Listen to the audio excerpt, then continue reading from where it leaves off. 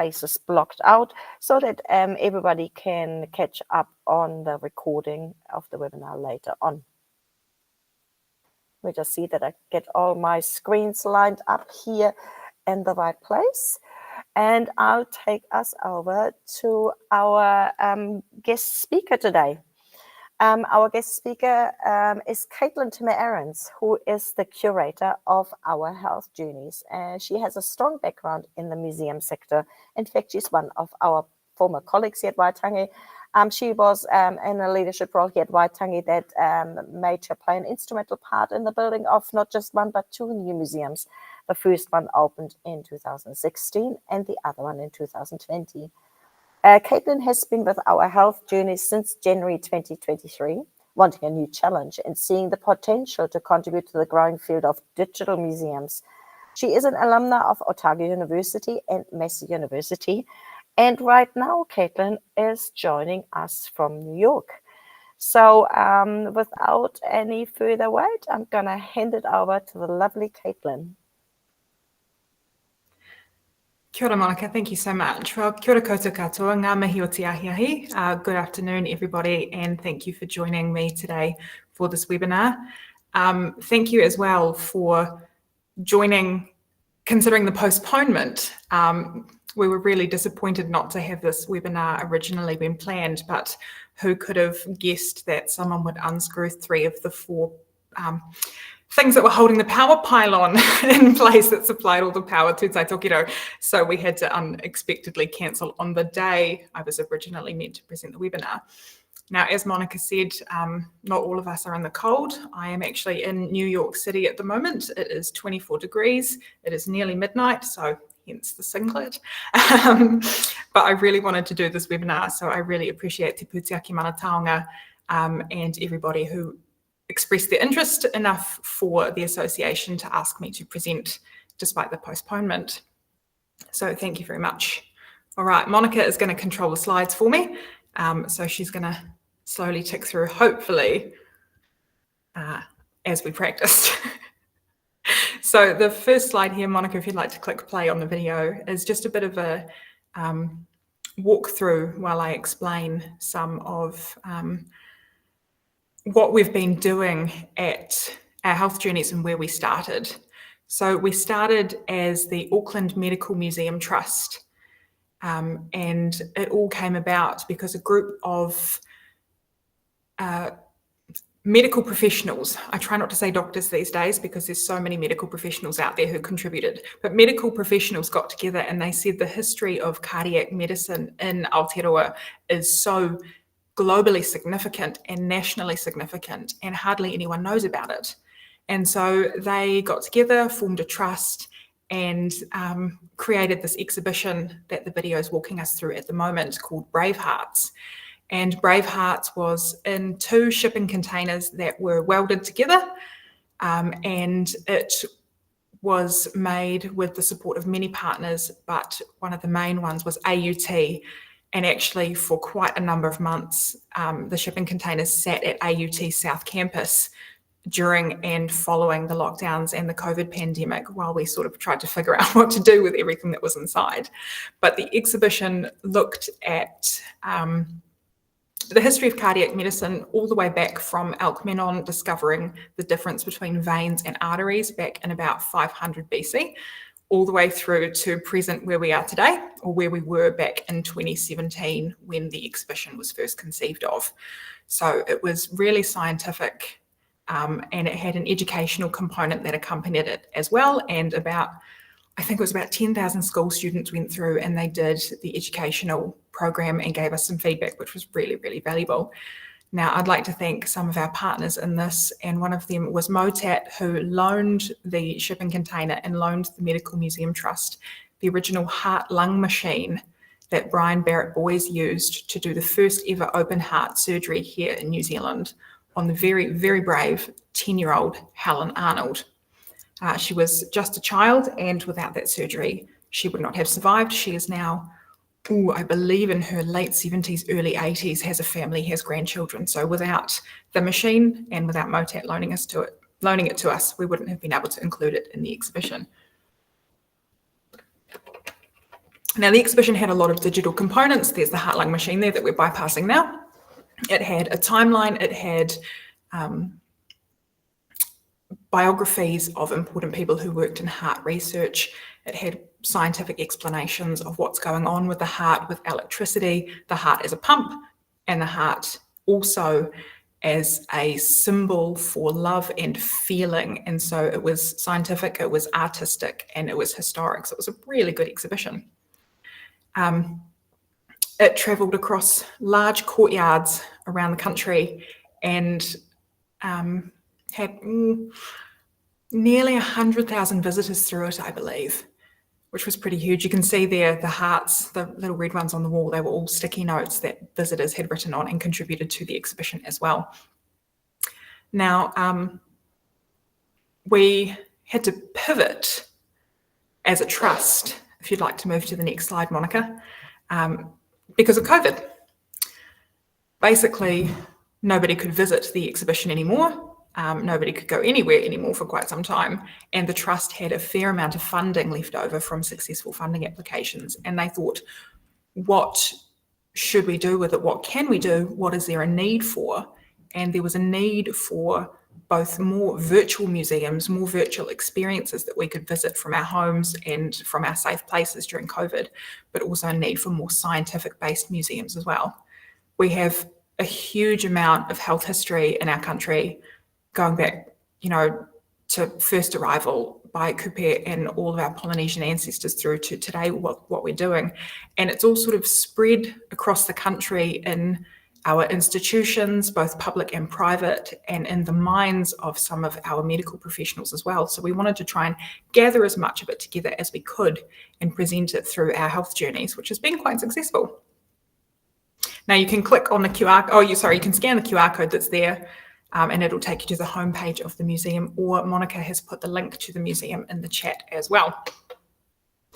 Now, I came on a few years after the museum had sort of started, and I was the first curatorial person who came onto the trust. And so my first job was working with the existing team to digitise Bravehearts, to digitise what had been in that shipping container and make it available through the website there. And so we did that in a number of ways, which you can explore through the site. And then quite wonderfully, one of our supporting partners, the University of Auckland and Pūtahi Manua, the heart research organisation at the university, offered to host the physical exhibition for us. So it was stripped out of the shipping containers and it was reworked, and some new and more contemporary developments in heart medicine and heart health since 2017 were integrated into the exhibition, and it is now actually up at the university at the School of Physiology. So if you're in Auckland, you can go and see it, which is really, really neat. Now, in Bravehearts, we took some of the exhibition content and we turned it digital. So we took the original static timeline that was around the wall and we made it scrollable and clickable, and we wrote content that could be accessed through links that were embedded in the timeline into what we had done, but also into what other people and organisations had already done. Our goal was not to reinvent the wheel, was not to rework things that other people had already done very well, but rather it was to make it available and make sort of your one-stop shop of being able to find all those links that were all in the same place. All right, I think that is on to the next slide, Monica, I believe.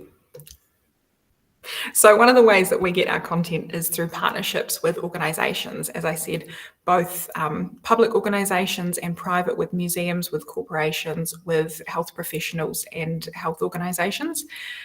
And we work with others across Aotearoa New Zealand to share that content and knowledge. Now, this image here that I've included on this slide is actually from a private collection, and it hadn't been seen in the public. And this all came about through a visit that I had made to Nelson Provincial Museum.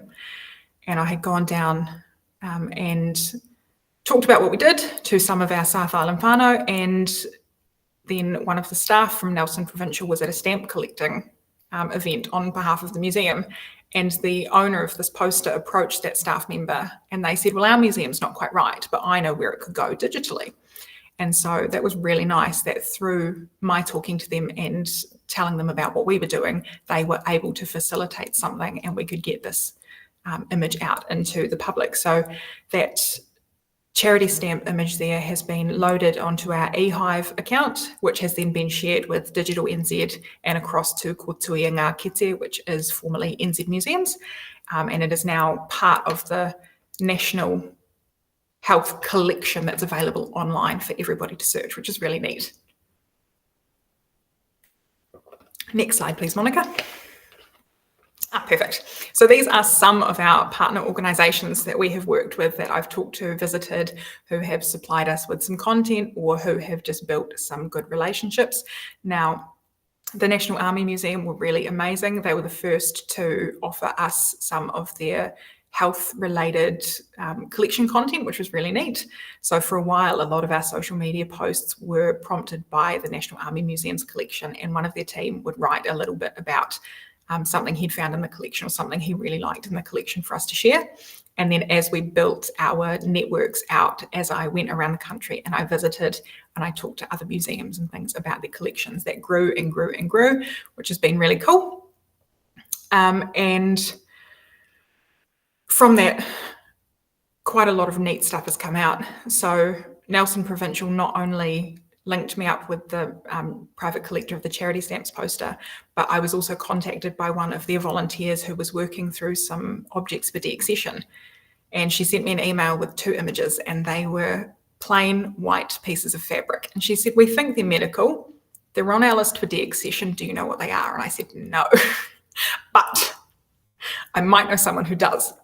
And so I sent an email off to another one of our partners, who sent an email off to someone they knew.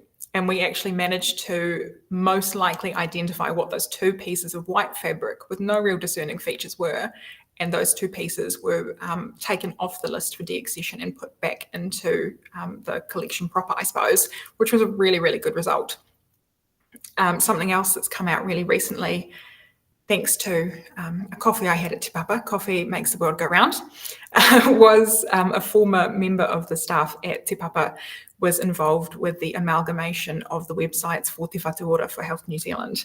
And Capital and Coast DHB has an incredible historic record of the hospitals and all sorts of health information through Wellington, and one of their former volunteers had written a lot and sourced a lot of images, and with the amalgamation of the websites, they were sort of like, where does it go? So the former staff member at Te Papa talked to his former colleague, and she pointed him to me, and so now I have, I think the spreadsheet was 2,500 pages of content about the Wellington hospital and health histories, which was really huge.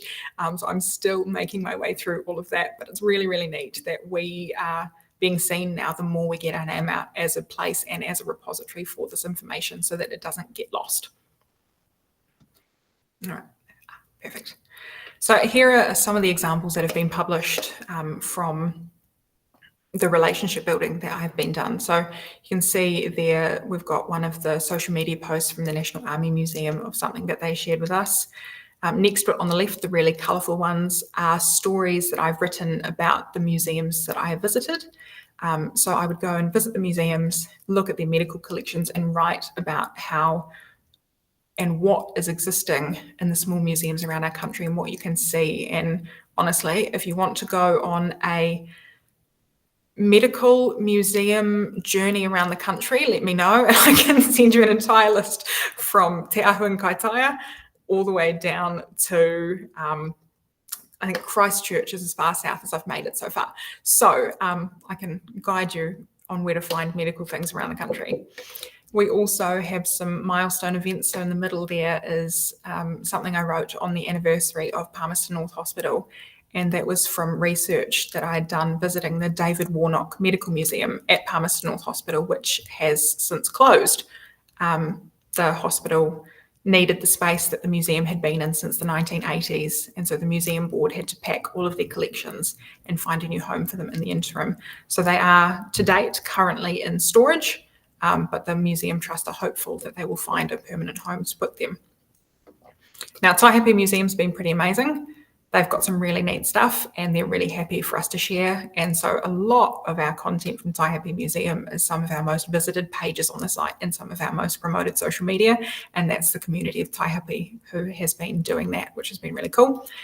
And finally, the final image on the slide was written by Whenete Hughes. She is the curator up at Te Ahu in Kaitaia, and she found some images and stories of medical events and health events up in the far north that she wrote for us, which were really neat. So we were able to publish them for her.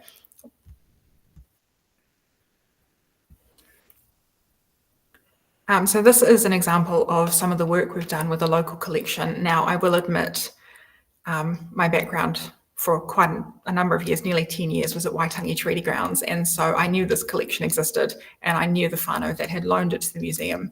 And so I contacted the lender and I said, would you mind if I digitised your grandfather's collection? And she said, absolutely, go for it, publish it wherever you like, which was really, really generous of her. And if I'm being perfectly honest, it's work I didn't finish when I was at Waitangi when we were building the museums. So I went in and the Medical Museum paid me to do some work for Waitangi, which was to digitise the objects in the Harding Leaf collection. He was a member of the 28 Māori Battalion and also the Pioneer Battalion in the First World War. And he was killed in action in the Second World War on Crete. But the first aid kit that he carried with him made its way back to the family and remains in family hands, and they have lent it to Te Aroha Museum of the Price of Citizenship at Waitangi. So I went and I photographed the objects and supplied the images to Waitangi, and also wrote some pieces and published them on our e-museum as well, which was really neat.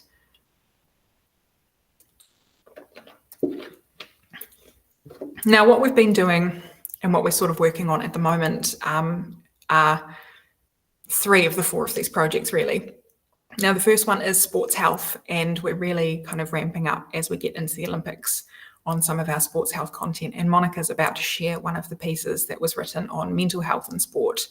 And again, this was a really great partnership. We approached an organisation and said, you've made some really poignant videos of some of our big sports stars talking about their mental health. Do you mind if we share them? And they said, absolutely, share any and everything of ours that you like, which was really generous of them. So we've got that link up in the chat for you to explore if you like. We've also been working with St Kentigern College on a student research project that is about to wind up. When we had scheduled the original webinar for last month, we were at a specific stage, so I had to go in and amend a little bit of what I was going to talk about in this section. But the Auckland Medical History Society has lectures on every 2 months at the Ernest and Marion Davis Library in Auckland. And I attended one with the co-chair of the Medical Museum Trust, and we noticed a huge group of young people who were there. And so we went over and we talked and we found their teacher, and her name's Biliana. She's wonderful. She's the gifted and talented coordinator at the school.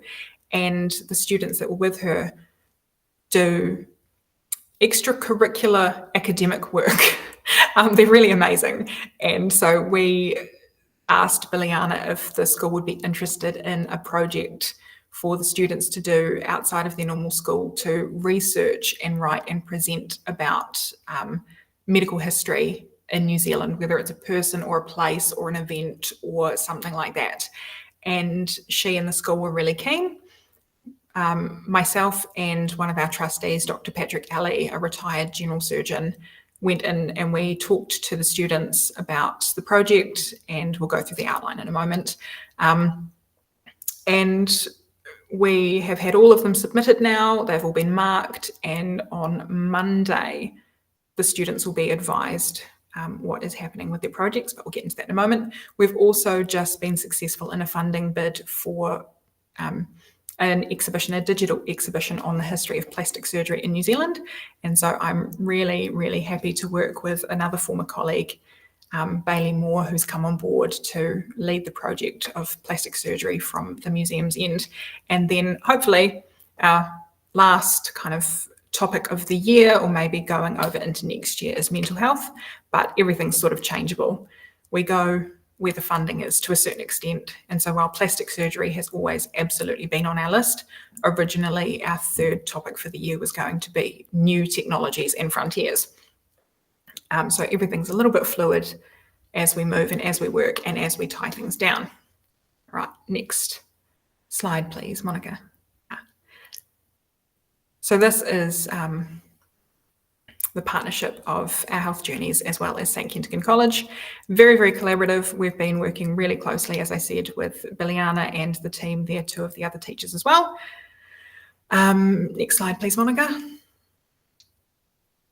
Perfect. So we wrote this project outline. You don't have to read it. It's mostly there for looks while I talk to you, but it was what the aim of the project was, which was that the students conducted a piece of original research. We suggested some topics with the caveat that if the student had something they wanted to research or write about, they could approach their teacher and she could approve or disapprove.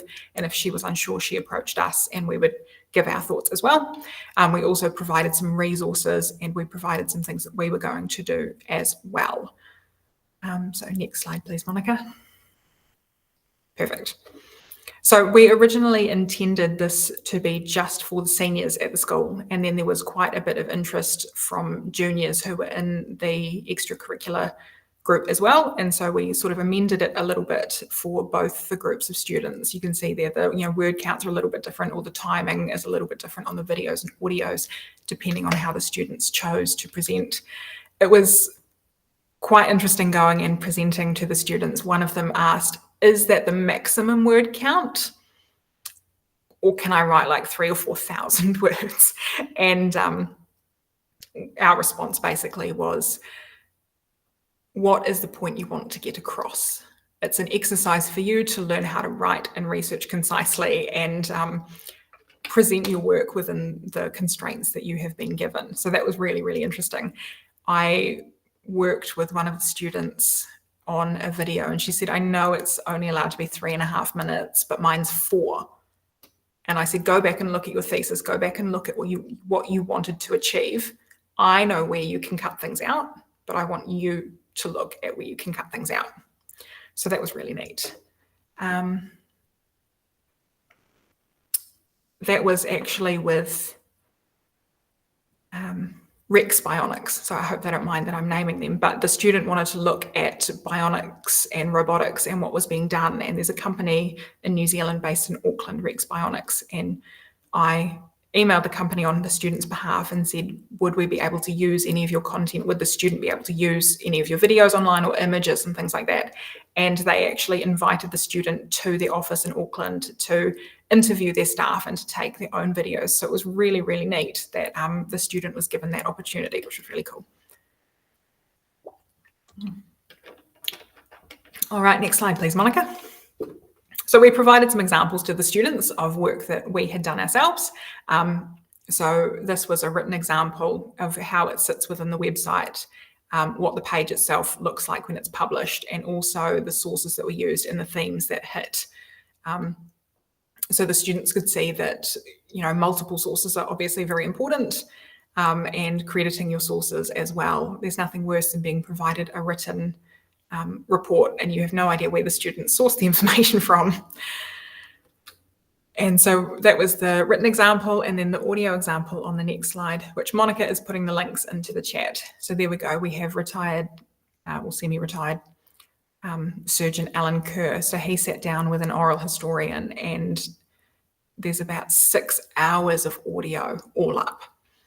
And it was transcribed, and one of the chairs of our trust sat down and went through, and she chose the, I think, 6 or 7 clips that we have published with the links to the original audio if anyone's interested in the 6 or 7 hours. It is really interesting, I promise. But she chose the ones that were most interesting. And you can see there, we've got our content hosting. So our audio is hosted through SoundCloud and then embedded into our website. And so what I talked to the students about was getting any permissions from anyone that they would interview for their voice, for their image, for their videos, anything like that, to be published both on the eMuseum, but also through the subsidiaries that we needed to support the back end of the website as well. And then we've got a video example, which is on the next slide. Perfect, there we go. And so this was a lecture by Emeritus Professor Peter Stone at the Auckland Medical History Society on William Liley. And it's the integration there of the video as well as the slides, which are available through our site. And one of the end goals of the project actually is that the 2 best projects will be presenting in September at the Auckland Medical History Society at this very lecture series where Professor Peter Stone is presenting this talk here. So again, we've got the sources that we've used. We've got the content hosting, which in this case was our website, the video hosted on YouTube embedded into our site, and then the slides available through our Google Drive as well, and the themes that it hit. So a lot of them hit quite a few. And that was sort of to give examples to the students of what they could do, but also to see how New Zealanders make and have international impact in health as well. All right, next slide, please. Beautiful. So end of the project, the top 10 projects will be published. So they'll be published once a week, and that is, fingers crossed. I say fingers crossed, I'm the one doing the work. It should start next week, end of next week, once the students have been notified. So we actually received more than 10 projects. And so our trustees had to go through and review all of the projects and make the quite difficult decision of which would be published and which wouldn't. And then, as I said, the top 2 projects will be presented at the Auckland Medical History Society in September. And originally we thought it might be a junior and a senior project, but there were 2 really, really outstanding senior projects, one of whom won the best overall research project and one of whom won the best senior research project. We originally didn't have a best overall project as an option, but one of them was just so wonderfully outstanding that we had to up their prize, the title we gave them for doing so well. And our trustees will be attending an assembly and presenting all of those who participated with certificates and little lapel pins for their blazers with Our Health Journeys logo on them, which will be really neat. Next slide, please, Monica. Oh, awesome. So something else we're doing, which I'm doing from afar, is we are participating in the Auckland Heritage Festival this year. And so this year, our submission, our contribution is a driving tour of Papakura and surrounds, listening to my lovely voice, explaining the history of some of the health sites around Papakura as you drive. So that will be available free through Google Maps, and the sound will be hosted through SoundCloud, and it'll be available through our website as well as those other subsidiaries, which will be really neat. And so that will be during the period of the festival later on this year. So we're busy, and we're busy all over the place, and it's been really neat. Now, Monica's just put a link into the chat about the Heritage Festival this year. Now, we chose to do a driving tour of Papakura. I originally thought a walking tour, but actually Papakura is quite vast and the sites are reasonably far apart. So we thought driving, and I thought to do an audio tour because that makes it more accessible to people that have low vision. And also for those who don't get out and about, they can view the sites on the map, they can view the images that we're embedding into the website, and they can listen to the audio from their own homes as well, which is quite neat. And I just want to shout out to Papakura Museum, who have been really awesome in supporting us with this project. They've provided some of the content. I sat in their research room for a whole day and went through everything health related that they had. It was really wonderful. You see the published material, and then you see the handwritten notes from the locals who say, this isn't true. Here's the real source, which is really fun to kind of get through. And I think next slide. Oh, wonderful. That's the end of my presentation. I hope I've been speaking for long-ish enough, Monica. I might not have been, but yeah, we're doing a great deal of things. They're really varied. They're really fun. It's been amazing working in the digital space. Yeah. Kia ora, Caitline. I really enjoyed listening to you, and I've had the fortune of actually catching up with you over this time that you've been at the Online Medical Museum. And for me, it was just so mind-blowing. There is an online museum, you know. How can you have an online museum? So I am really thankful that you are sharing this with us today. And there's just such amazing projects that you've put together for the our health journeys for your online medical museum that I, can't wait to go back and have another look at. Now, there is always questions. People might have questions here in the back, and maybe to put them in the chat, or if you want to, you could just put your hand up. You can see at the bottom of our screen, our lovely participants, just raise your hand, and we take turns asking Caitline's questions. But since I've got the microphone, I really want to get started, sorry. I'm really interested, what are some of the challenges, or maybe some of the benefits of doing this online work rather than curating physical exhibitions like you used to? There's definitely challenges involved in working in the physical space, in the digital space rather than the physical. And one of them is the fact that our Health Journeys doesn't have its own collections to sort of fall back on as a source. So we're really reliant on other organisations sharing their resources with us, and with private collectors and private lenders and things. We've been really lucky in that regard at pretty much the whole way up until now, which has been really lovely. But it's been difficult, I suppose, going from a physical organisation where you can literally count the amount of people who are walking in and out of your galleries, and you can see the amount of time they're spending at places, and you can see what is impacting them, and you can talk to them in person and, talk about the exhibitions and the content and get stories from them. Whereas in the digital space, it's just going into Google Analytics and seeing actually what people are interested in, which quite interestingly is a story on the history of lobotomy and lobotomy in New Zealand. Wow. Yes. I would not have expected it. Whanau, please feel free to put up your hand, or just turn on your mic, turn on your camera, and ask Caitline a question. Otherwise, I will monopolize our full question and answer time.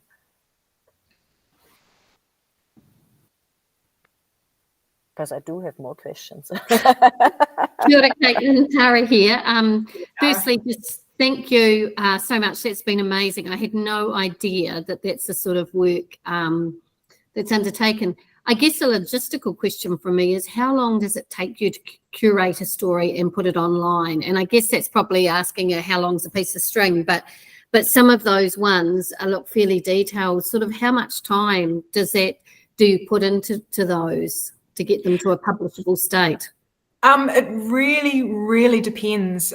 So if the information in the story and in the exhibition is something that our trustees have in-house, if it's something that they've worked with in the past, that really speeds the process up, because they can do a lot of the fact-checking and editing and even providing of content or sources, and so that makes things a bit faster. We have been, as I said, just sort of starting to delve into the history of plastic surgery, which is not a specialty of anyone on our trust. And so it's apparently the medical world's quite small, which I wouldn't have expected. So everybody knows somebody appropriate. So one of our trustees is like, oh, I know someone, I'll bring them. And so that person has now agreed to come on board and sort of be the person who checks and oversees and makes sure that what we're publishing is factually and historically correct. But a lot of the time goes into sourcing images that we can use. Again, we have no collections of our own to source from. So we're really grateful to places like Kotuia Kite, which is online, which the contributing organisations around the country have their the usage rights included in their listing on Kotuia. And so a lot of the organisations have Creative Commons, which is really, really lovely. We do tend to reach out and say, hey, do you mind if we use this for this purpose? And generally everyone immediately just says yes, which is really nice. That's my favourite thing about the museum world, is how much we share and how excited we are when someone else is interested in something of our collection. Technically, how long it takes me to put it online is I was going to say, as long as I have the attention span and patience for, really. So the back end of the eMuseum of the website has been built really well by Nick at the letter Q, and he's created a number of exhibition templates which all have fields which, once you know what you're doing, I've gotten a lot faster. The actual uploading is a lot more straightforward and a lot easier. It's just picking one that is right for the subject matter and for the images versus text that you have. Something we've noticed a lot is I think about 96% of our audience are viewing our exhibitions on a mobile device. And so where I used to spend a fair amount of time making sure that everything lined up aesthetically pleasingly, text boxes versus image boxes on my screen in front of me, I actually don't have to worry about that so much on the mobile device because it changes the formatting slightly. It's been a bit of a learning curve for me getting comfortable and competent in the digital space. I've always been very comfortable with museums and with curating physical exhibitions, but a lot of the time at the beginning was me making sure I was doing what the trust wanted and was making sure that actually the exhibition content that I was creating was something that was useful to the trust. Because something I find interesting as a medical layperson versus was not necessarily something that someone else might find interesting.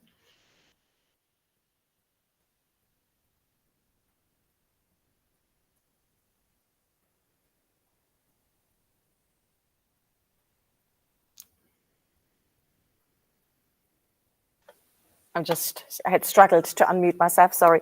I just had a question that I was just thinking when you were talking about, using the Google Analytics. I'm sort of probably two questions. Who is your main audience? And then secondly, how do you drive visitation, in this case to your website? So how do you get your, who is your audience and how do you get them to engage with your content? So we have a strategic vision for the trust, and we have a few key audiences. One of them, of course, is medical professionals. One is young people who are potentially looking to get into a medical or a health field. And another is sort of general interest viewers, museum visitors. And I mean, the struggle of getting them to a pretty new online experience has been really interesting. And so we actually, in several of our funding applications, wrote that we needed the funding to basically push our brand out through targeted advertising through social media. So at the moment, we're targeting the parents of, I think it's 14 to 18-year-olds. And it's been really interesting as we've been pushing the sports health, our demographics have gone from about 50-50 male and female to 75% male and 25% female, which is quite interesting. But I think about 90% of our audience is from New Zealand, which is actually lower than expected. We've got a decent amount of viewers and visitors from other parts of the world. And I know that they, or at least a fair amount of them, are in those places rather than just have VPNs that say they're in those places, because we've had inquiries from people in other countries. And so something that we've done with some of the small museums is we've almost become a bit of their online presence. So for example, Dannevirke Museum, which is a really neat place, doesn't really have the capacity to maintain an online presence. So when I visited and I wrote about the museum and I published it, I included links to their social media, to their web presence. But when people search for them, we tend to come up first. And so like I've had an inquiry from someone in Texas whose family lived in Dannevirke for generations. And so I put them in touch with the museum. So yeah, we're getting some slightly more visitors from overseas than I expected. That's super interesting, the things you don't expect. But I can see there's a lot of benefit in this idea, especially when you look at us in rural areas. Some of our colleagues across the country that are part of TPTMT or maybe not part yet, they will have the same issues as Dannevirke Museum and not necessarily the same capacity to maintain their online presence. So you are doing Instagram right now, you're doing Facebook, I think. Yeah, is that your main? Yeah, we used to use Twitter, and then sort of as it turned into X, we, much like a fair number of people in the glam sector, decided not to continue using it. Yeah. And I was is going to there- say also YouTube, Yeah. SoundCloud, we've got those as well. SoundCloud, if you want to listen to the history of a nurse from the 1940s and 50s as she trained, we're publishing a chapter of her audiobook every week read by her daughter, which is really, really neat. I've learned so much. That's great. So that's some really good ideas for some of us maybe to look into in our own organizations, whether if we have the capacity, this is some of the areas we want to tap into to engage our audiences. Or maybe, there are some watching now or watching the recording later that are thinking like, this is something that links a little bit with us. I can see a connection there. How could an organization, let's say another museum like the Nivik Museum, how could they support what you're doing, or maybe link into the support you're providing? Just get in touch. There's a contact us button on the website. My email address is scattered all throughout. We love being contacted. We love hearing stories from around the motu. We love sharing the work that other people are doing. We don't need to own, I suppose, for lack of a better word, the content to share it. And so that's what we started doing in our early social media when we didn't have a lot of our own content, was going, well, what are our partners willing to share, i.e., the Army Museum and other places like that. And we just pushed their collections out and we pushed their content. If you've ever wanted to add, guest curator to your CV and you're really passionate about something in your collection or something that you are doing as an educator at your organization that might relate to medicine or health or, physical activity, anything like that, feel free to send it through to me. And if it works with what we're doing and works with our ethos, then we'll publish it and I'll put your name right at the top and your guest curator status if you'd like. That sounds like an amazing opportunity. Not sure if there's anybody else in the room today who has a question for Caitline right now.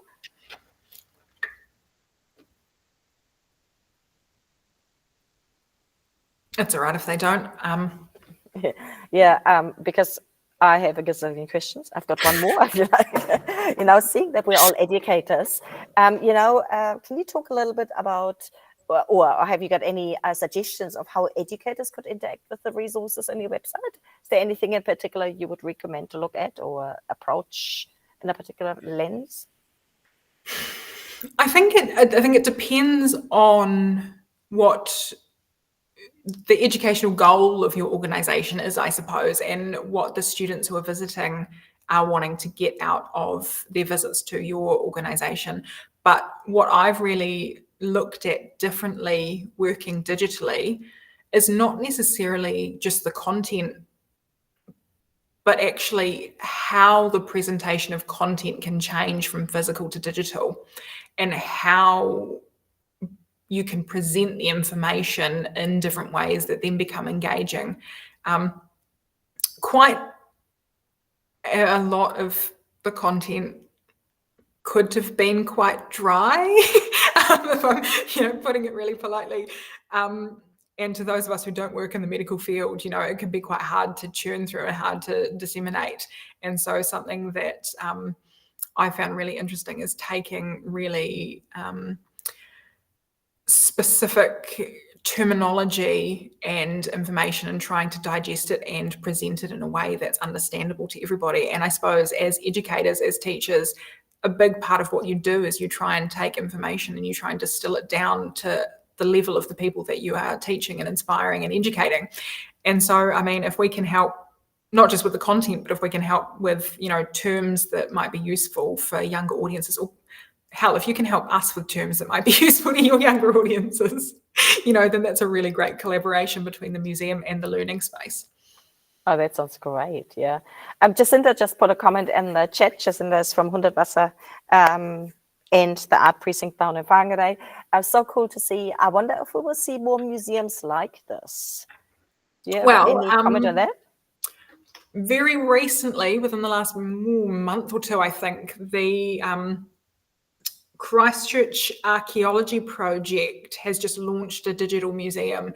And so that is thousands of objects and artifacts that came up through the Canterbury earthquakes that have been digitised and have now been put online into a museum. So we're slowly growing. There's 4 or 5 digital museums now in New Zealand, which is really neat.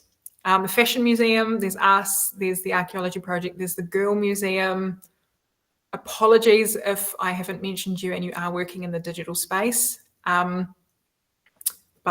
yeah, I think that's it. But Kotuenga Kite is really neat. There's a country map of where the museums that are partnered are located. And I remember when they first launched, the Fashion Museum was out in the Pacific Ocean because they didn't know how to represent digital. Oh, that sounds lovely. And don't worry about, in case you've forgotten someone, you are fully forgiven. It's after midnight in New York. And yes, it is. For those who joined after my explanation, I'm in a singlet because I'm in New York because we had to postpone the webinar, and it is 12:17 a.m. for me currently. So. It's been really awesome, and not just working with you on this presentation, but also specifically today, hearing you presented and answering all these questions. If people have any further questions for you, Caitline, you are happy for them to email you through the Our Health Journeys website. We've had the link in the chat before, and it is very easy to find. Do you just want to remind us what your website address is? Sure, it's www.ourhealthmuseum.org.nz. So www.ourhealthmuseum.org.nz. Thank you so much, Caitline. Great big thank you from all of us here on this side of Pacific. See, they're dancing over the screen. Thank you so much for everybody for joining us today after we had to postpone last month. It's a real pleasure to have everybody come back together here on our hui ipurangi on our webinars. We will be back in touch with our next webinar closer to the time. We're at the moment confirming when exactly that's going to be, so that will go out via newsletters and on our Facebook page. But if there is no one else with any questions, Caitline. I don't have a question. I would just like to do a shout out to a webinar earlier in the day. National Services Te Pairangi hosted a webinar from the Maritime Museum in Auckland on their digitisation project. So if you didn't get to watch it live today, it will be up soon. It was really, really worth listening to. And it was the Maritime Museum as well as the Warkworth Museum and the Charlotte Museum, which is a museum I hadn't heard of in Auckland, but the presenter made me laugh quite a bit when she said something. So if you do watch it and you do laugh at something, let me know. Thank you so much, Caitline. It's always good to know what else is going on, which we might have missed. All been busy in the first week back of term. If there's anybody else who has a question, it's your chance now. Otherwise, we will be finishing with karakia shortly. Right, I'll take us to our karakia slide. And after that, we will send you all off to complete the rest of your day, and Caitline to go and get some much needed rest. Whakataka te hau ki te uru, whakataka te hau ki te tonga, kia mā kina ki uta, kia mā tara ki tai. Ihi ake ana te atakura, he tio, he hoka, he hauhu, ti hei Māori ora. Thank you so much for joining us today. We'll be in touch with the next webinar soon. Hei kona.